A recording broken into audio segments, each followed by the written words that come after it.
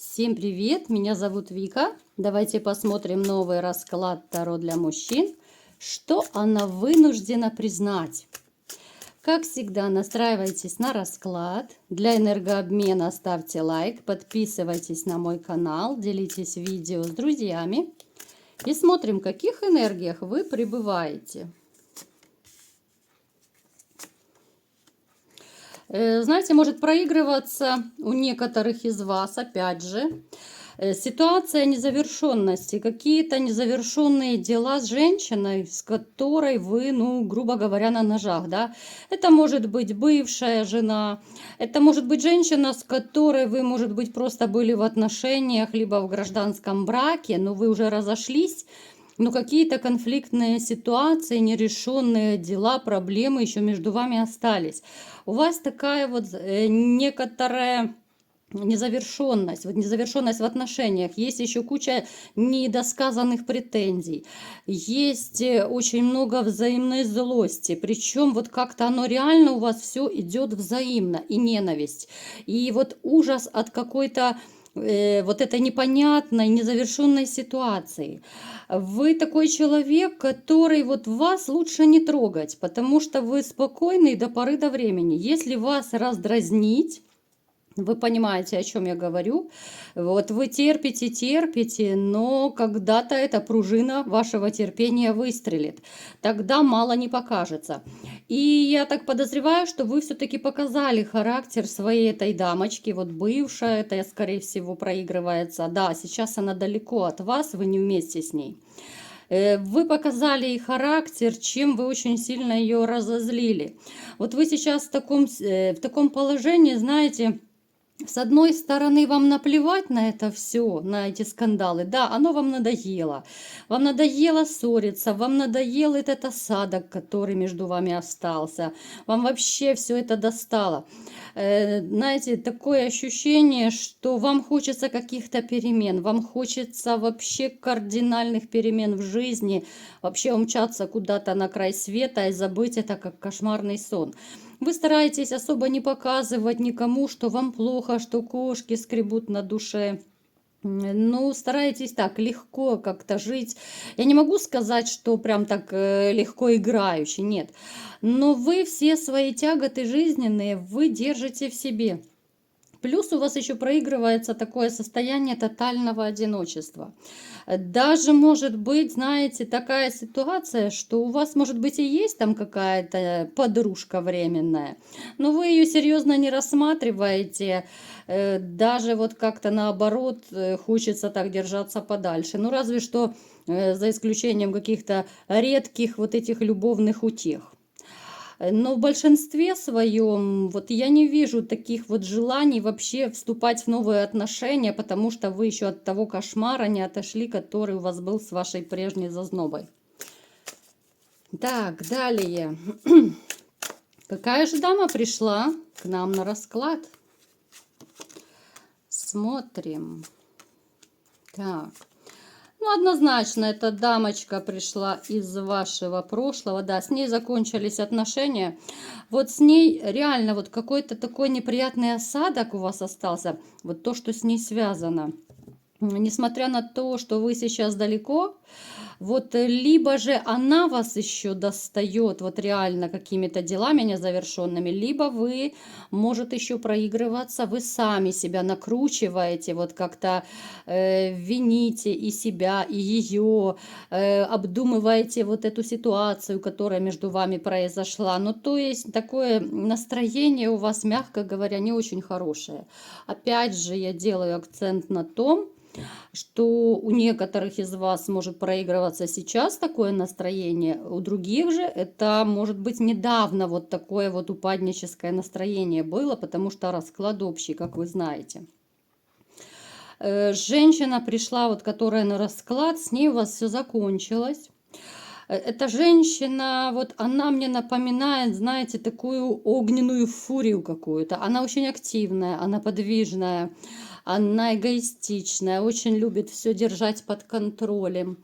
Такие женщины обычно, привыкли унижать, оскорблять мужчин. Даже некоторые могут и руку поднимать, как это ни странно звучит. Вот такая воительница. Воительница, женщина, хоть она вроде бы и должна быть слабым полом, да, но это вот мужик в юбке их еще называют с таким характером. Она может быть склочная, скандальная, придирчивая. Вот из мухи слона делает скандал из ничего. Вот знаете, она настолько манипуляторша, она манипулирует людьми вообще по жизни, не только вами она манипулирует. Она, вот если есть дети, она и детьми манипулирует. Вот эта карта, да, я ее люблю. Она, конечно, не очень хорошая, но она очень четко нам говорит о самой сущности вот этой женщины. Это скандалистка, это женщина, которая постоянно выносит мозг. Напишите в комментариях про вашу эту женщину или нет. Есть такое? Ну, я имею в виду не ту, что сейчас, а про вашу, которая была, да, мы про бывшую говорим, потому что сейчас вы с этой женщиной не общаетесь, либо же общаетесь по каким-то делам, как я уже сказала. То есть не живете, отношений как таковых нет. У некоторых из вас проигрывается, что, возможно, даже вы, несмотря ни на что, допускаете каких-то вот перемирий, возвращений назад отношений, несмотря на вот этот кошмар, который я описала, который между вами происходит и происходил, скорее даже происходил, потому что все самое плохое осталось позади, но сейчас вот отголоски уже остались. Вы все равно, несмотря на это, вы готовы с ней помириться, вот сделать шаг навстречу. То есть вы допускаете такие мысли. Либо еще может так проигрываться, что вы думаете, вот если бы она первая пришла, извинилась, помирилась, то можно попробовать, потому что уж слишком сильно ее любили. Ну, дама очень непростая, очень скандальная, склочная, еще раз говорю, очень, очень большая манипуляторша. Вообще такие женщины, они созданы жить, ну, в одиночке, наверное, потому что с таким вот психотипом женщин довольно сложно строить отношения. Да, поначалу они, конечно, белые, пушистые, они могут играть в любовь, они могут ради своих каких-то корыстных целей, ради выгоды своей какой-то, они могут включить любящую, заботливую женщину. Но опять же, это на время. То есть, ну, я вам не позавидую, да, вот у вас такая женщина была, да, вы ее любили, конечно, я уважаю ваш выбор, это в конце концов решает каждый из вас, с кем вы будете, с кем вы были. Но, честно говоря, я не завидую, вот судя по тому, что я вижу по раскладу, с такой женщиной, вот если бы я была мужчина, я бы никогда в жизни не жила вот с таким характером. Ну это вообще, у меня просто нет слов. Итак, смотрим. Давайте коротко посмотрим, а потом будем продолжать и смотреть уже наш вопрос, да, вот ради которого мы делаем расклад.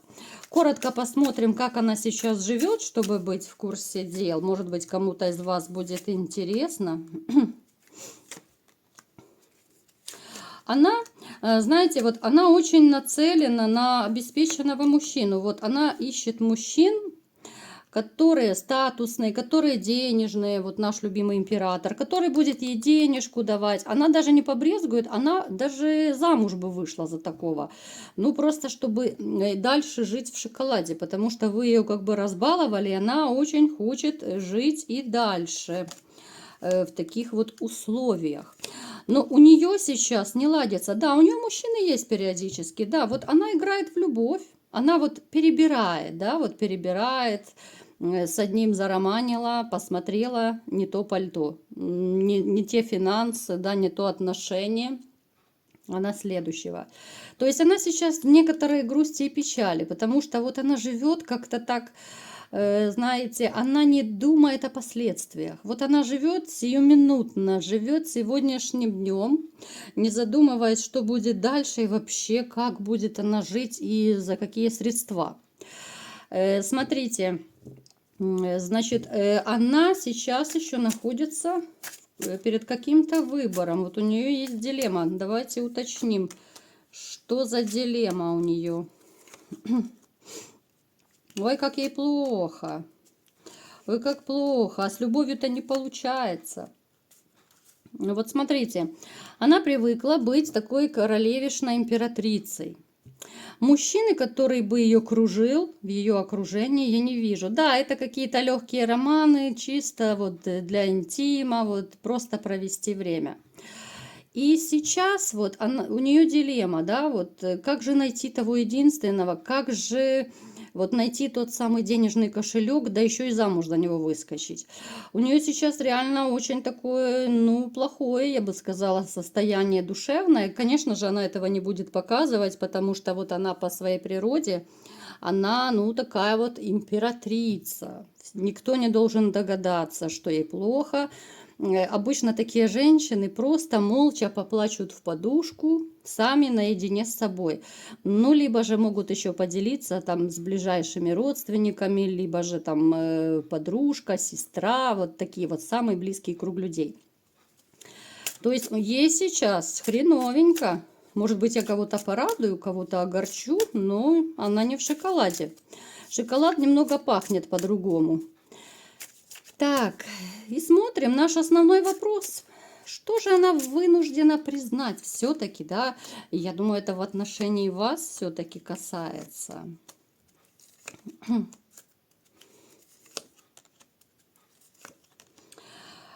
Смотрите, она думала, что вы после вот этой ссоры, которая, либо же развод, разрыв, который у вас произошел, она думала, что вы все-таки появитесь. Вот вы настолько ее любили, а некоторые до сих пор еще любят.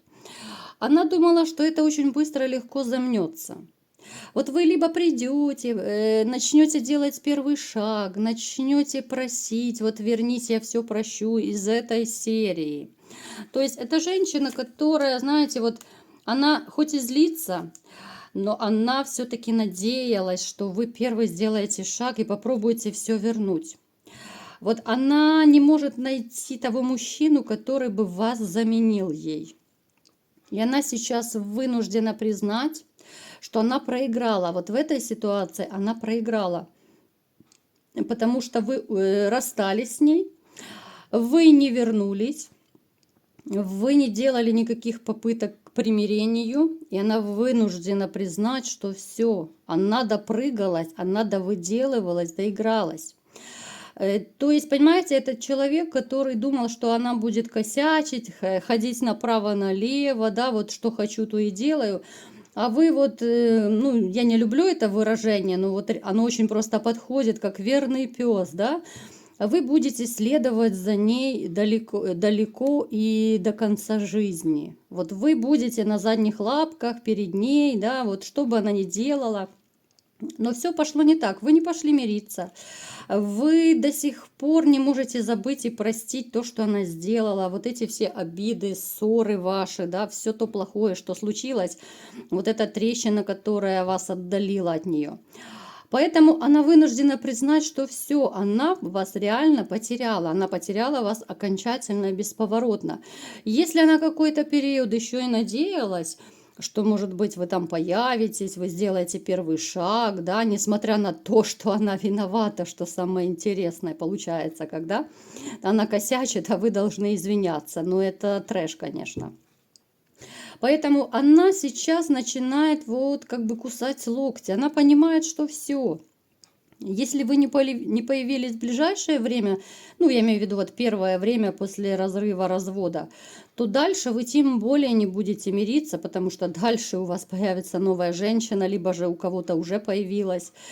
И дальше вы не будете уже за ней бегать, вы просто отвыкнете от нее и забудете ее как кошмарный сон. Поэтому она поняла, что вот в этой партии она проигравшая сторона. Поэтому, как я всегда говорю, что имеем не храним, потерявший плачем. Вот такой был расклад. Кому понравился, ставьте лайк, подписывайтесь на мой канал, делитесь видео с друзьями. И всем пока!